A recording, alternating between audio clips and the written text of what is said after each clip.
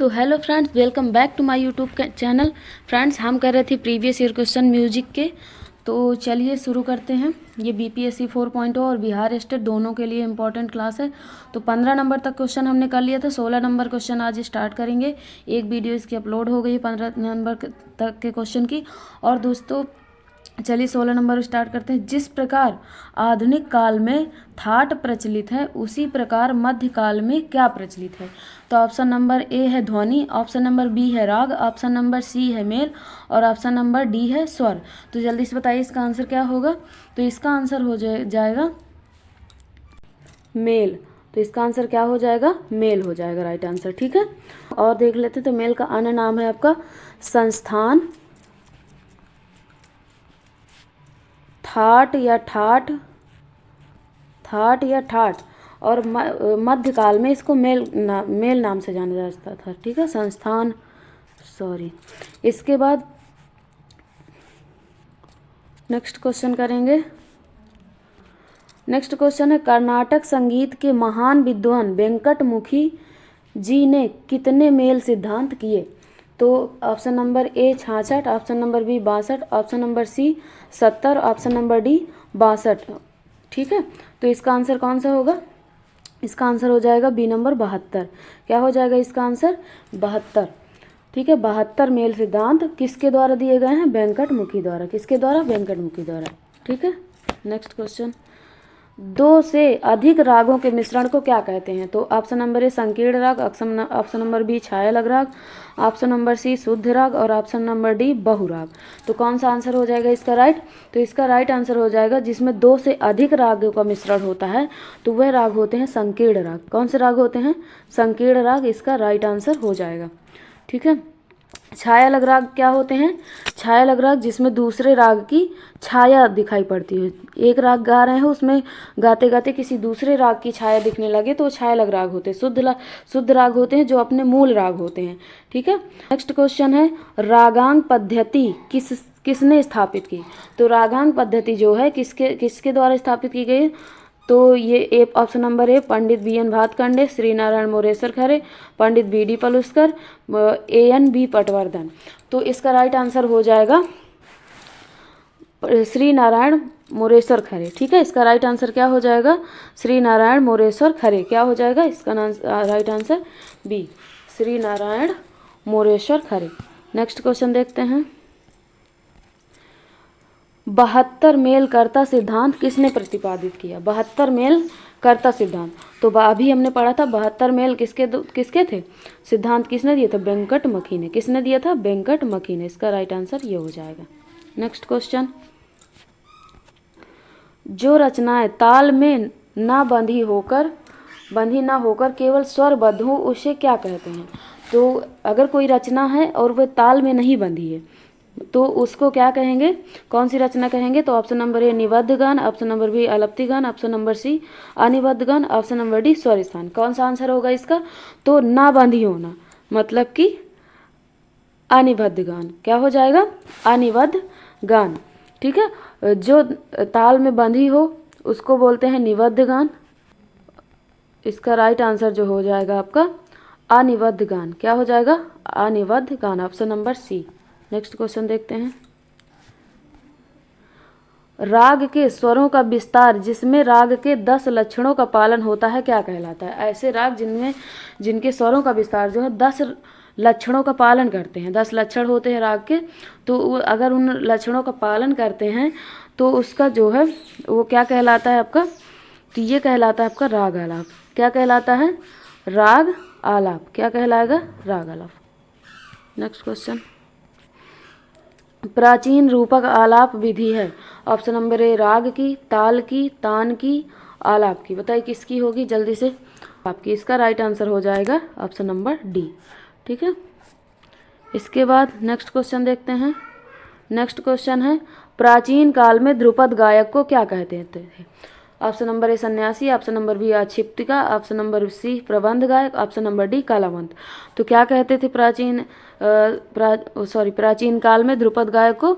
तो प्राचीन काल में ध्रुपद गायक को जो है कलावंत कहा जाता था। क्या कहा जाता था? कलावंत। इसका आंसर राइट आंसर हो जाएगा डी। नेक्स्ट, एक सफल गायक के लिए क्या आवश्यक है? एक सफल गायक के लिए क्या आवश्यक है? तो ऐसे व्यक्ति को संगीत का ज्ञान होना चाहिए, ऐसे व्यक्ति को शास्त्र का ज्ञान होना चाहिए, ऐसे व्यक्ति को संगीत एवं शास्त्र दोनों का होना आवश्यक है, और इनमें से कोई नहीं। तो इसका राइट आंसर क्या हो जाएगा? तो देखिए, अगर केवल संगीत की बात करें तो केवल संगीत का ज्ञान होना सफल व्यक्ति नहीं होता है ना। कोई अगर संगीत बस का उसको ज्ञान है तो उसको सफल व्यक्ति, सफल गायक नहीं कहेंगे, है ना। जिसको शास्त्रों का भी ज्ञान हो, मतलब कि इसका राइट आंसर जो हो जाएगा आपका, इसका राइट आंसर जो हो जाएगा सी नंबर। क्या हो जाएगा? C number. जिसको संगीत और शास्त्रों का, दोनों का, संगीत और शास्त्र दोनों का ज्ञान हो, वही क्या होता है? एक सफल गायक होता है। नेक्स्ट क्वेश्चन है, आलाप्ती गान किस श्रेणी में आता है? आलाप्ती गान जो है किस श्रेणी में आता है? तो ये ऑप्शन नंबर ए गीति गान, ऑप्शन नंबर बी निबद्ध गान, ऑप्शन नंबर सी अनिबद्ध गान, ऑप्शन नंबर डी गंधर्व गान। तो ये कौन सा हो जाएगा आपका? ये हो जाएगा आपका ऑप्शन नंबर सी अनिबद्ध गान। आलाप्ती गान जो है आपका किस में आता है? अनिबद्ध गान में आता है। नेक्स्ट क्वेश्चन है, ग्वालियर घराने के संस्थापक गुलाम रसूल किस शहर से हैं? ग्वालियर घराने के संस्थापक अगर पूछ ले तो कौन है? गुलाम रसूल हैं, और कह रहा है कि किस शहर से हैं। तो option number A Lucknow, option number B Agra, option number C Allahabad, option number D Varanasi. तो इसका राइट आंसर जो हो जाएगा ये है आपके लखनऊ से। कहाँ से हैं? लखनऊ से। तो इसका राइट आंसर हो जाएगा ए नंबर, लखनऊ। ठीक है। और ग्वालियर घराने के संस्थापक अगर पूछे तो गुलाम रसूल माने जाएंगे। कौन माने जाएंगे? गुलाम रसूल। ठीक है। इसके बाद ध्रुपद का आविष्कारक किसे माना जाता है? ध्रुपद का आविष्कारक तो महर्षि भरत, मान सिंह तोमर, तानसेन, अमीर खुसरो। किसको माना जाता है? जल्दी से बताइए। तो ये माना जाता है आपको मान सिंह तोमर को। किसको माना जाता है? मान सिंह तोमर को, ध्रुपद का आविष्कारक। ठीक है। इसके बाद नेक्स्ट क्वेश्चन हो जाएगा 29 नंबर। 29 नंबर हमें विलंबित लय में गाए जाने वाले ख्याल को क्या कहते हैं? तो जो विलंबित लय में ख्याल गाए जाते हैं वो होते हैं, कौन से होते हैं? छोटा ख्याल, बड़ा ख्याल, मध्य ख्याल, इनमें से कोई नहीं। तो कौन सा होगा? जल्दी से कमेंट करिए। तो ये आपका होगा बड़ा ख्याल। ठीक है। बड़ा ख्याल जो है विलंबित लय में गाया बजाया जाता है। ठीक है। यही इसका राइट आंसर हो जाएगा। इसके बाद 30 नंबर क्वेश्चन देखते हैं, जो कि आज का हमारे लास्ट क्वेश्चन है। तो ध्रुपद गायन में किस ताल का प्रयोग किया जाता है? सॉरी, इसमें लाल की जगह पे ताल की जगह पे लाल लिख गया है। ठीक है, ताल बोला गया। तो किस ताल का प्रयोग किया जाता है ध्रुपद गायन में?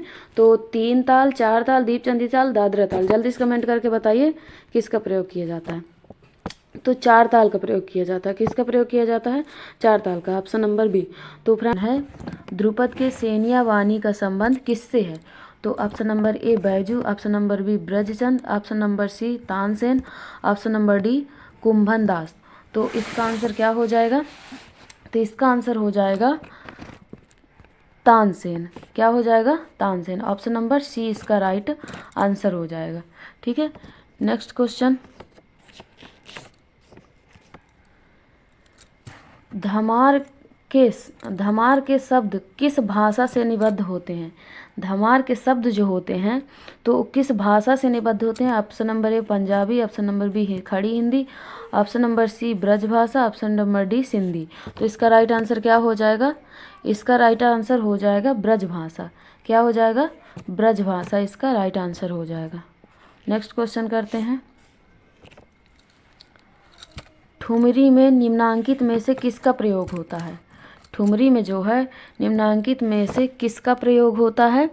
तो ऑप्शन नंबर ए बोलतान, ऑप्शन नंबर बी पलटा, ऑप्शन नंबर सी नोम तोम आलाप, ऑप्शन नंबर डी मुर्की। तो इसका राइट आंसर क्या हो जाएगा? कमेंट में बताइए आप लोग। इसका राइट आंसर हो जाएगा नोम तोम का आलाप। क्या है? क्या हो जाएगा? नोम तोम का आलाप किस में प्रयोग किया जाता है? ठुमरी में। ठीक है। नेक्स्ट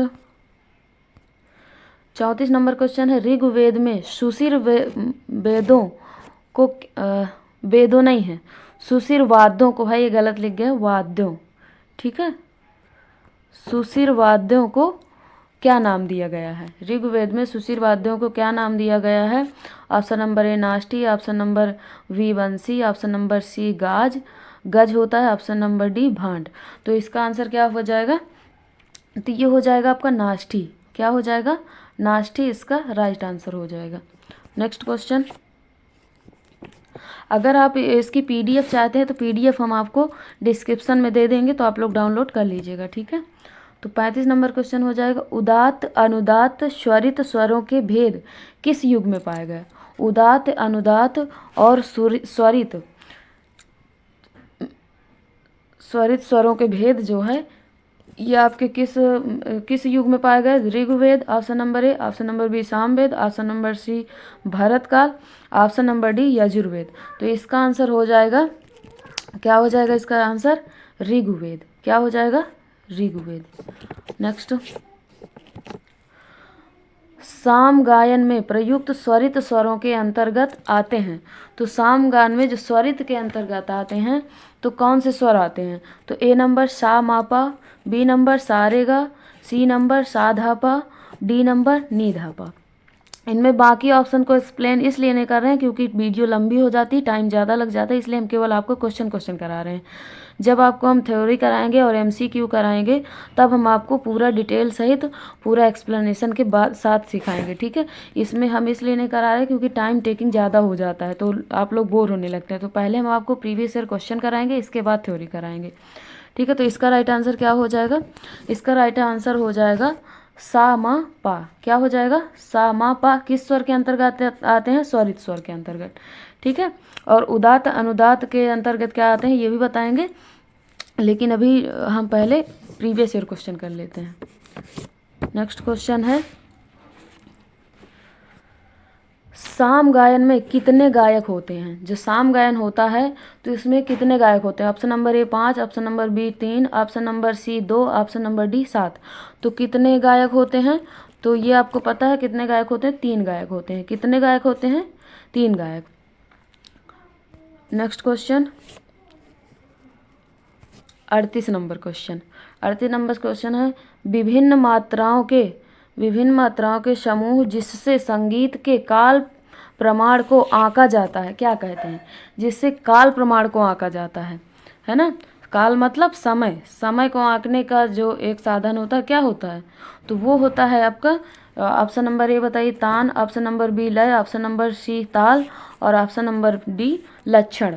तो क्या हो जाएगा इसका राइट आंसर, तो इसका राइट आंसर हो जाएगा, आप लोग कमेंट में भी बताइएगा, राइट आंसर हो जाएगा ताल। क्या हो जाएगा, ताल इसका राइट आंसर हो जाएगा। नेक्स्ट क्वेश्चन, समय मापने की इकाई भी कहा जाता है ताल को, ठीक है। इसके बाद 39 नंबर, टप्पा गायन शैली में किस रस की प्रधानता रहती है। टप्पा गायन शैली में जो है किस प्रकार के रस की प्रधानता रहती है। तो ऑप्शन नंबर ए वीर, ऑप्शन नंबर वीर रस, ऑप्शन नंबर बी भक्ति रस, ऑप्शन नंबर सी करुण रस, ऑप्शन नंबर डी श्रृंगार रस। तो किस रस की प्रधानता रहती है, आप लोग कमेंट भी करते जाइए तो आपका रिवीजन होता जाएगा। तो किस रस की प्रधानता होती है, तो ये होती है श्रृंगार रस की। इसका आंसर हो जाएगा ऑप्शन नंबर डी, श्रृंगार रस की प्रधानता होती है, ठीक है। नेक्स्ट क्वेश्चन, वैदिक काल में सामगान के मुख्य गायक को क्या कहा जाता था। तो इसमें 3 गायक होते थे ना, प्रस्तोता, उद्गाता और प्रतिहर्ता, है ना। तो इसमें जो मुख्य गायक होता है उसको बोल रहा है क्या कहते थे। तो ऑप्शन नंबर ए उद्गाता, ऑप्शन नंबर बी प्रस्तोता, ऑप्शन नंबर सी प्रतिहर्ता, ऑप्शन नंबर डी गायक। तो क्या कहते थे जल्दी से बताइए आप लोग। तो इसको कहते थे उद्गाता। क्या कहते थे, उद्गाता। यही इसका राइट आंसर हो जाएगा, ठीक है। इसके बाद नेक्स्ट क्वेश्चन 41 नंबर, दक्षिणी संगीत पद्धति में थाट को किस नाम से पुकारा जाता है। तो थाट को किस नाम से पुकारा जाता है। ऑप्शन नंबर ए राग, ऑप्शन नंबर बी मेल, ऑप्शन नंबर सी रागनी, ऑप्शन नंबर डी स्वर। आप लोग कमेंट में ज़रूर करते जाइए, आपका रिवीजन हो जाएगा। अगर आपको नहीं, आपको मान लीजिए गलत भी होता तो कोई बात नहीं, आप कम से कम अपने आप को आंक पाएंगे कि हमारी तैयारी कैसी है, तो उसी पे आप फिर आगे काम कर पाएंगे। तो आप लोग कमेंट में ज़रूर करते जाए करिए, भले ही ऑफलाइन है तो क्या हुआ, लाइव भी हम आते हैं। लाइव आपको हम 3 बजे आते हैं, आप लोग डेली जुड़ा करिए, उससे आपको काफ़ी हेल्प मिलेगी। तो इसका आंसर क्या हो जाएगा, मेल को दक्षिणी संगीत पद्धति में क्या कहा जाता है, सॉरी थाट को, तो थाट को कहा जाता है मेल। क्या कहा जाता है, मेल। और इसको क्या कहा जाता है, संस्थान भी कहा जाता है। तो मेल इसका राइट आंसर हो जाएगा। नेक्स्ट क्वेश्चन नेक्स्ट क्वेश्चन है, प्रत्येक ताल या तालबद्ध रचना को कुछ छोटे छोटे भागों में विभाजित कर दिया जाता है, इन भागों को क्या कहते हैं? अच्छा, जब छोटे छोटे भागों में विभाजित कर दिया जाता है, कोई ताल होती है, कोई रचना होती है, तो उसके छोटे छोटे भाग कर दिए जाते हैं। जैसे कि ऐसे एक भाग ये हो गया, एक भाग ये हो गए, एक ये हो गए, ऐसे करके जो भाग होते हैं तो इनको क्या कहते हैं? तो अगर आप संगीत से हैं तो इतना तो जानते ही होंगे। जल्दी से आप लोग कमेंट पहले करिए, इसके बाद आंसर देखा करिए, ठीक है। तो ये ऑप्शन नंबर ए लय, ऑप्शन नंबर बी तान, ऑप्शन नंबर सी मात्रा, ऑप्शन नंबर डी विभाग। तो क्या हो जाएगा इसका राइट आंसर? आई होप कि आपने अपने आप को देख लिया होगा कि आ रहा है कि नहीं। तो इसका आंसर हो जाएगा विभाग। क्या कहते हैं?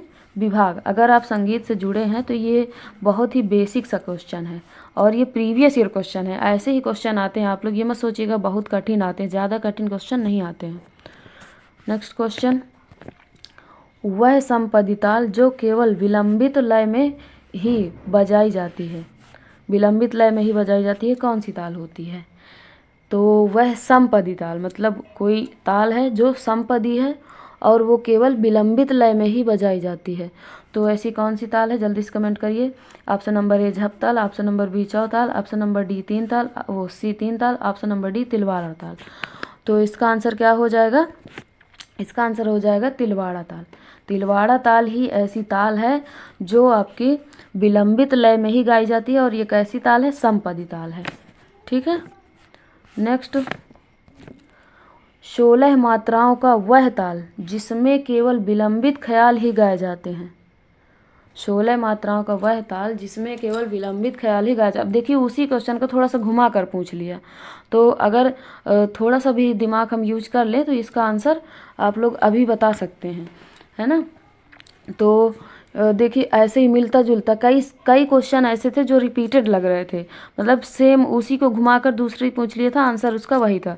तो ऑप्शन नंबर ए तिलवाड़ा, ऑप्शन नंबर बी त्रिताल, ऑप्शन नंबर सी टप्पा ताल, ऑप्शन नंबर डी झप ताल। तो क्या इसका आंसर हो जाएगा?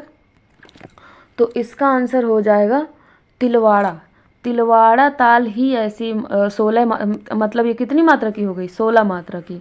16 मात्रा की है, इसीलिए इसको समपदी ताल कहा जाता है। तो 16 मात्रा की वह ताल जिसमें केवल विलंबित ख्याल गाया जाता है, तो वो तिलवाड़ा ताल। तिलवाड़ा ताल से हमें देखिए 3-4 क्वेश्चन कंप्लीट हो गए। एक तो ये 16 मात्रा की होती है, दूसरी समपदी ताल है, और तीसरी केवल विलंबित ख्याल ही गाए जाते हैं और विलंबित लय में ही इसको बजाया जाता है। 4-5 क्वेश्चन हमारे कंप्लीट हो गए। चलिए नेक्स्ट क्वेश्चन देखते हैं। ठीक है, तो 45 नंबर हो गया आपका, पुरंदर दास की रचनाएं किस भाषा में हैं? पुरंदर दास की रचनाएं जो है किस भाषा में है? तो option number A Telugu, option number B Marathi, option number C Kannada और ऑप्शन नंबर डी मलयालम। जल्दी से कमेंट करिए इसका आंसर। तो ये हो जाएगा आपका option number C Kannada. Purandar Das की रचनाएं जो है किस भाषा में है? कन्नड़ भाषा में है। कर्नाटक संगीत पद्धति को दूसरे किस नाम से जाना जाता है? तो कर्नाटक संगीत पद्धति को दूसरे किस नाम से जाना जाता है? ऑप्शन नंबर ए दक्षिण संगीत पद्धति, बी उत्तरी संगीत पद्धति, और सी हिंदुस्तानी संगीत पद्धति, और डी है भारतीय संगीत पद्धति। तो किस नाम से इसको जाना जाता है? तो जल्दी से इसका आंसर करते जाइए तो आपका रिवीजन हो जाएगा। तो ये हो जाएगा दक्षिणी संगीत पद्धति। ठीक है, दक्षिणी संगीत पद्धति नाम से किसको जाना जाता है? कर्नाटकी संगीत को। ठीक है, और हिंदुस्तानी संगीत उत्तरी संगीत होता है। ठीक है, उत्तरी संगीत पद्धति। तो चलिए नेक्स्ट क्वेश्चन देखते हैं। ऐसा स्वर जिसका प्रयोग राग में बार बार किया जाता है। तो ऐसा स्वर जो जिसका प्रयोग राग में बार बार होता है तो उस स्वर को क्या कहते हैं? तो ऑप्शन नंबर ए वादी स्वर, ऑप्शन नंबर बी संवादी स्वर, ऑप्शन नंबर सी अनुवादी स्वर और ऑप्शन नंबर डी विवादी स्वर। तो जल्दी से आप लोग कमेंट करके बताइए कौन सा आंसर होगा। तो इसका राइट आंसर हो जाएगा वादी स्वर। ठीक है, वादी स्वर जो है राग में बार बार प्रयोग किया जाता है। ठीक है, फिर इसको राजा की उपाधि भी दी गई है वादी स्वर को। ठीक है, इसके बाद सेकंड नंबर में जो है संवादी स्वर का प्रयोग किया जाता है। संवादी स्वर, फिर संवादी और वादी के अलावा जो प्रयोग किया जाता है उसको अनुवादी कहते हैं। और विवादी क्या है? जो राग में विवाद उत्पन्न करे। ठीक है, तो ये चारों स्वर के बारे में हमने समझ लिया। नेक्स्ट क्वेश्चन देखते हैं। जो स्वर राग में वादी स्वर की अपेक्षा कम तथा अन्य स्वर में अधिक प्रयोग होती है।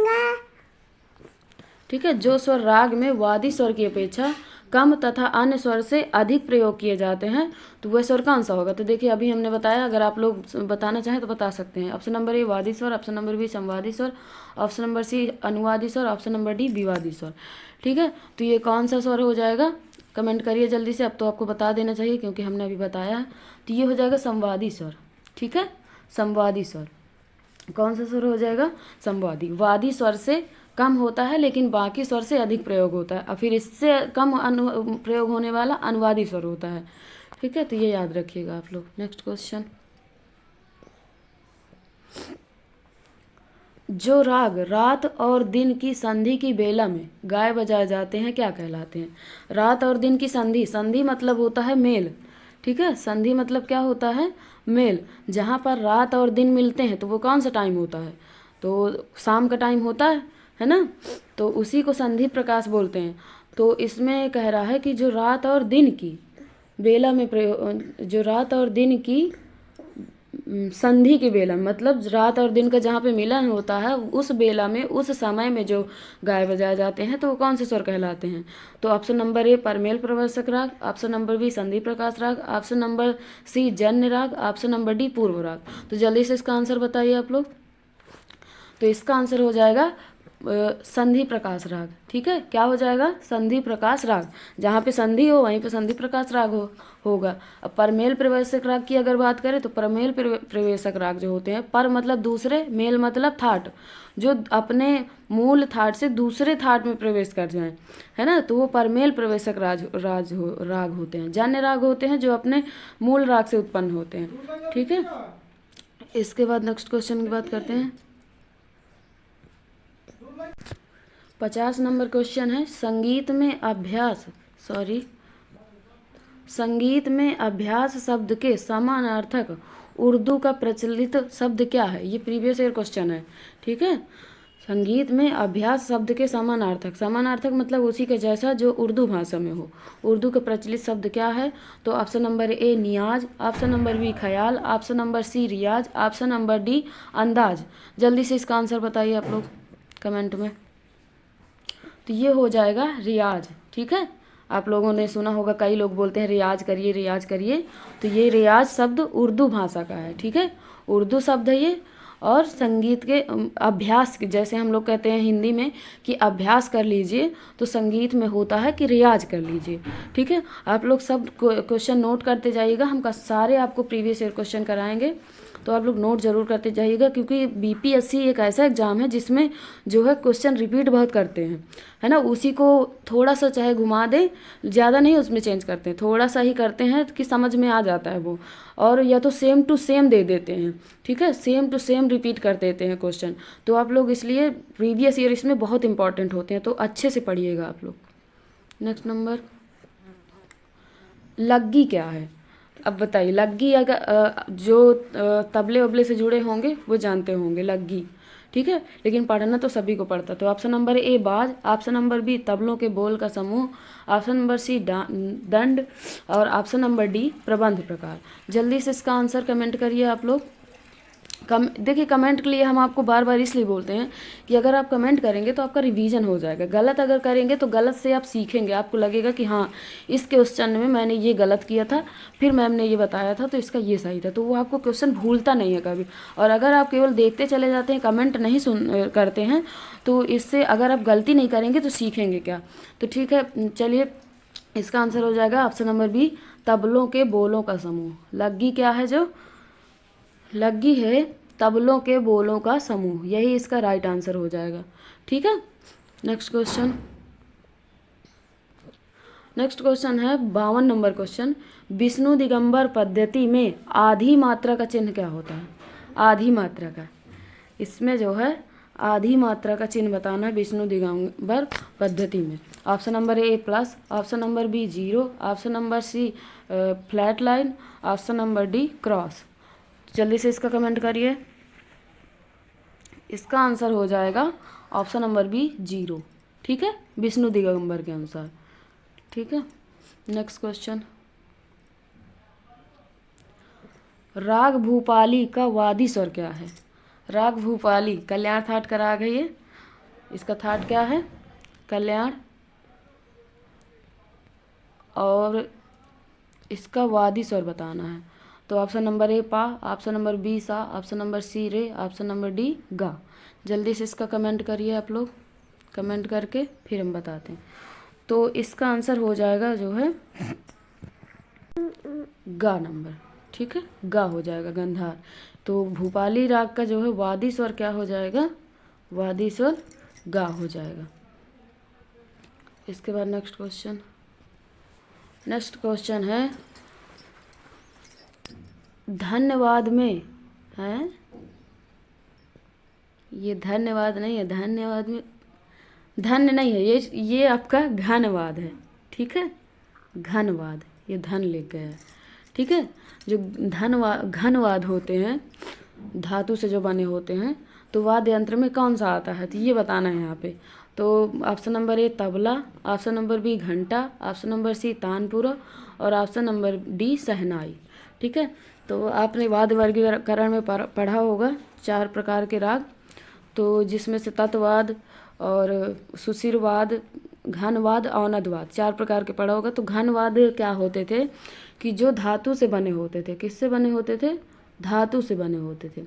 और औनदवाद क्या होते थे, औनदवाद जैसे तबला हो गया, है ना। सुशिरवाद जिसमें रीढ़ से चलते थे, या जिसमें हवा के द्वारा जो बजाए जाते थे, वायु से। तो इसका राइट आंसर क्या होगा, जल्दी से आप लोग कमेंट करिए, फिर हम बताते हैं। तो इसका राइट आंसर जो हो जाएगा घंटा, क्या हो जाएगा, घंटा, क्योंकि घंटा ही है जो घनवाद्य कहलाता है, ठीक है। नेक्स्ट क्वेश्चन 55 नंबर क्वेश्चन है निम्नलिखित में से तत्वाद कौन से हैं, तत्वाद बताना है, निम्नलिखित में से तत्वाद। तो option number A harmonium, option number B डमरू, ऑप्शन नंबर सी झाल, ऑप्शन नंबर डी बीड़ा। तो तत्वाद बताना है, ठीक है।